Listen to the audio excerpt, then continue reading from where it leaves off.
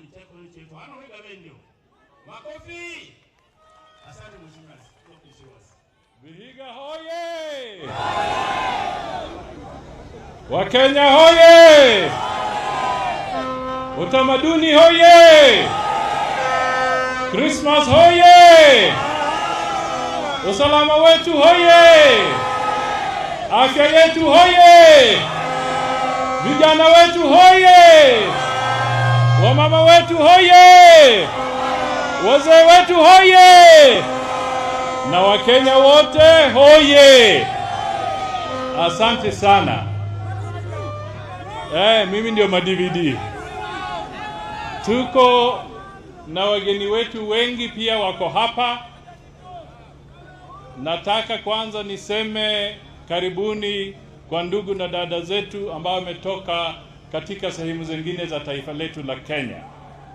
Pia kuna viongozi wetu, wajumbe, MCAs, wakuu wa serikali, PCS, directors, na hata marafiki wetu ambao wanafanya kazi kule Uchina na kwengine.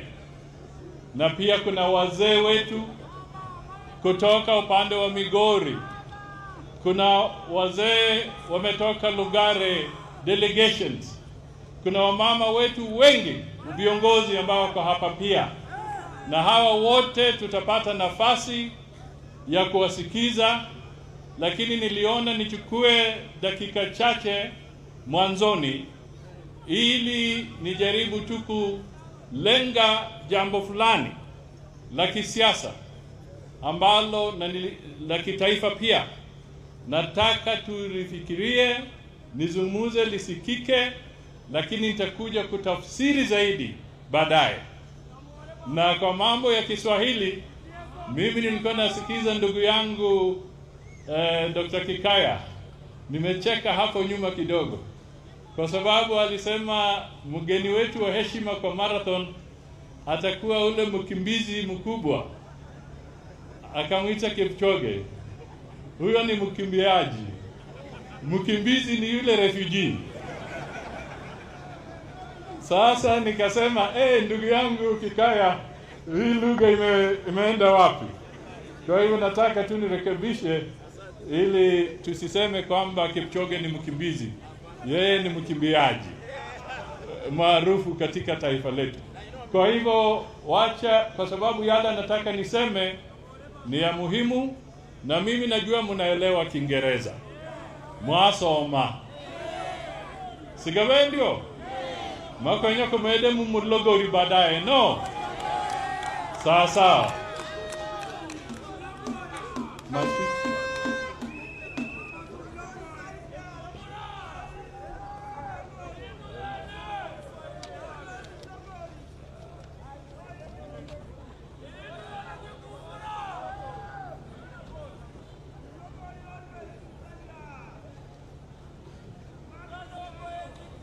Haya.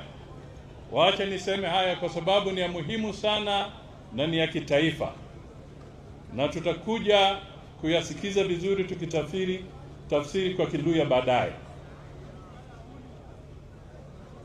My dear brothers and sisters of the Mulembe nation, elders, custodians of our heritage, and the energetic youth of Kenya, fellow citizens, Murembe bosi, hamujambo.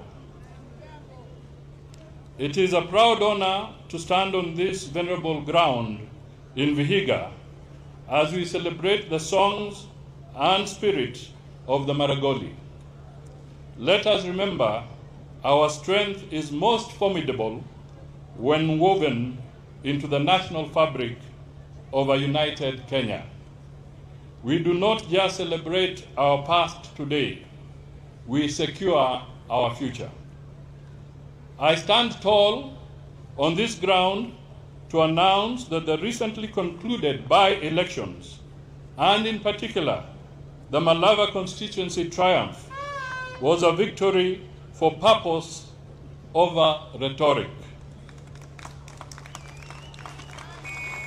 We must acknowledge our recent hard-fought victory by electing a UDA candidate, and he's here with us. He'll speak to us later.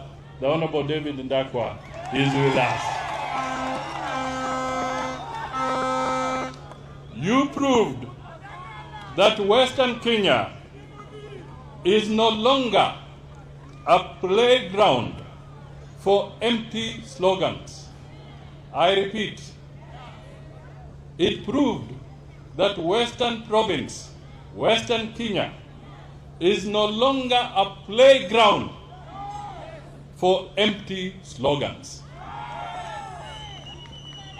I thank Malava for standing with the government. When we move as one, we win as one. But let this be a lesson. Our side won by just 1,354 votes, signaling that more needs to be done.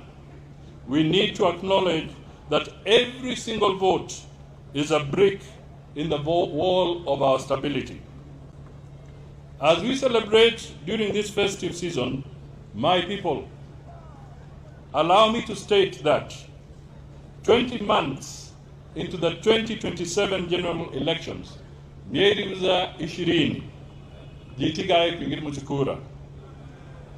a beckoning reality that 2027 is a referendum moment.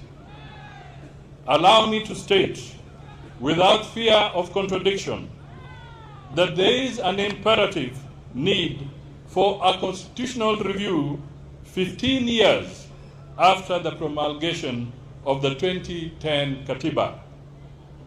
As your leader and son, I must speak the truth about a looming constitutional storm. As a country, we are staring at a massive legal crisis where the 2027 election could be nullified before it even begins. Our 2010 Constitution demands boundaries review every 8 to 12 years. Our deadline was March 6, 2024. We have passed it. We are now in a period of constitutional non-compliance. Here is the catch. You cannot have a boundary review without a valid national census. The 2019 census was nullified in 3 counties, namely Mandera, Wajir, and Garissa. The court ordered a mini census for the 3 counties to be conducted by January 2026, yani mwezi goza. So, here are the issues. The census deadlock here is that a patchwork census mixing 2019 data with 2026 data is a legal impossibility. There will be no valid population data.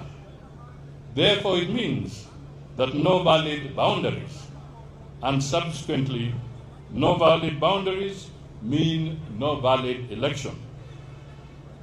Notably, the structural benchmarks bottlenecks is that our population has exploded, yet we are trapped in Article 89(4) of the Constitution that limited us to 290 constituencies only. Without a constitutional amendment, the IBC cannot give high-growth areas the representation they deserve, and our protected constituencies face extinction. At the county level, there is equally a serious conflict between the 2010 Constitution that allows IBC to name, rename, reduce or increase county wards, when the County Government Act limits wards to 1,450 only. This again traps us into providing fresh wards to cater for the increased population and needs for resources closer to our people.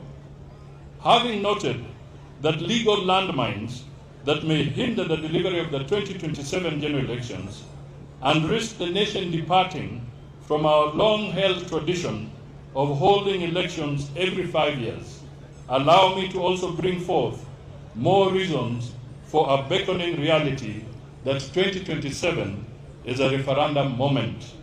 Fellow citizens, through Kenya's National Dialogue Committee, NADCO, formed for bipartisan talks on electoral and governance reforms, identified issues that only you can resolve via a referendum.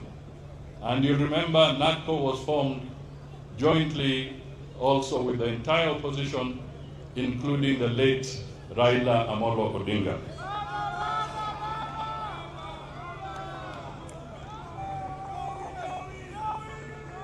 And because he used to be a regular attendant of the Vihiga Logooli Cultural Festival, I want us to show respect for him because he died this year, and this is a good moment for the people of Vihiga County to also honor the late Raila Amolo Odinga. If you can stand for 1 minute in honor of Mzee Raila.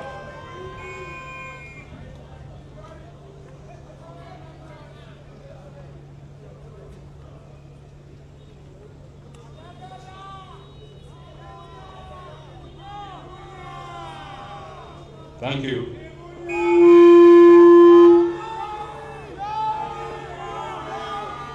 Haya, tunakaribia kumaliza. Haya ni mambo mazito mazito ambayo mnasema. That NADCO report identified that we must entrench the NG-CDF, that is the CDF, in the Constitution. So courts can never again threaten the bursaries of our children. I here add with conviction that we need also to introduce a new development fund, namely the Senate Oversight Fund, to cater for the specific role played by senators in providing for devolution. That means we make CDF constitutional and we also make the Senate funds constitutional. As part of strengthening devolution and inclusivity, fellow citizens, we should also constitutionalize the proposed creation of the Ward Development Fund, which is also a necessary creation for MCS. The Ward Development Fund will ensure resources for water points, community halls, and other grassroots needs instantly. For a unified face of Kenya in government, we must formalize the office of the Prime Minister and the leader of the official opposition to ensure that every region sees its face in the mirror of government. On the same breath, fellow citizens, allow me to mention that a referendum in 2027 will give us an opportunity to completely solve the riddle of the two-thirds gender and its compliance, not merely as a constitutional requirement, but also as an act of fairness and inclusive democracy. A recalibration of our Constitution will help us achieve this as well. Having said that, fellow citizens, allow me to make a clarion call that every one of our people must register and vote. Do not be the person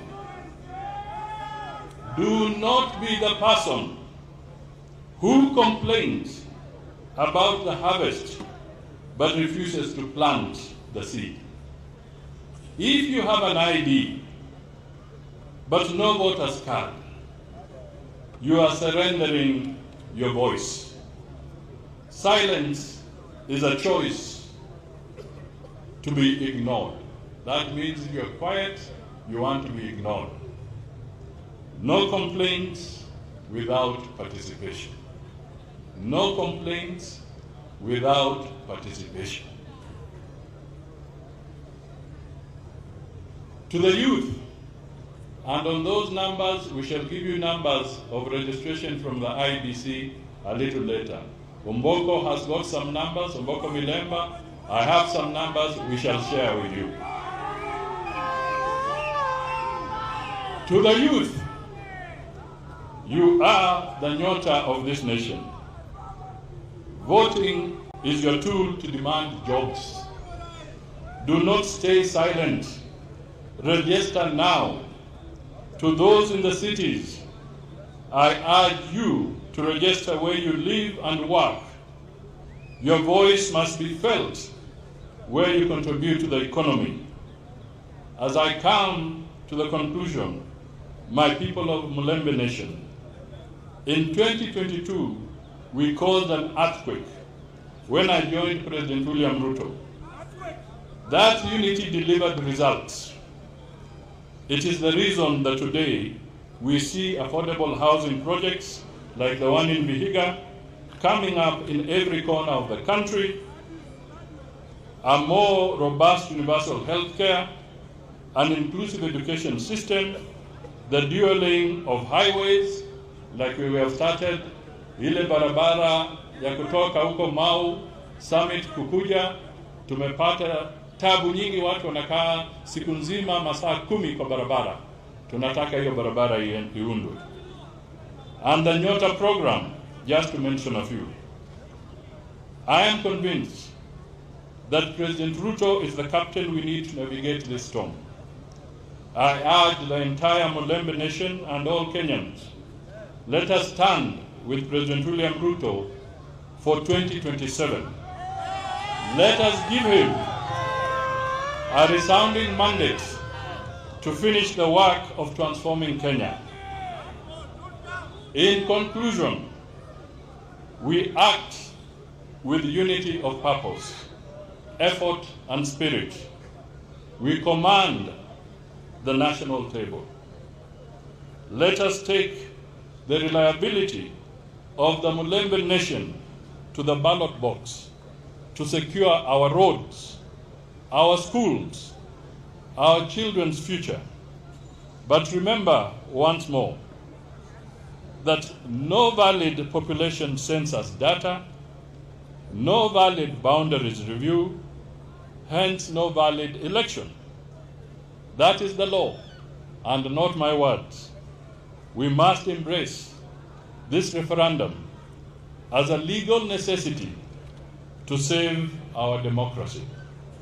Mungu awabariki, Mungu abariki jamii zetu zote, na Mungu abariki Kenya. Asante sana kwa kunisikiza. Baadaye nitatafsiri haya baada ya utamaduni na hotuba za wenzangu, tutatafsiri sana kwa Kiluya na Kiswahili. Asanteni sana, wacha tusukume utamaduni. Asante sana.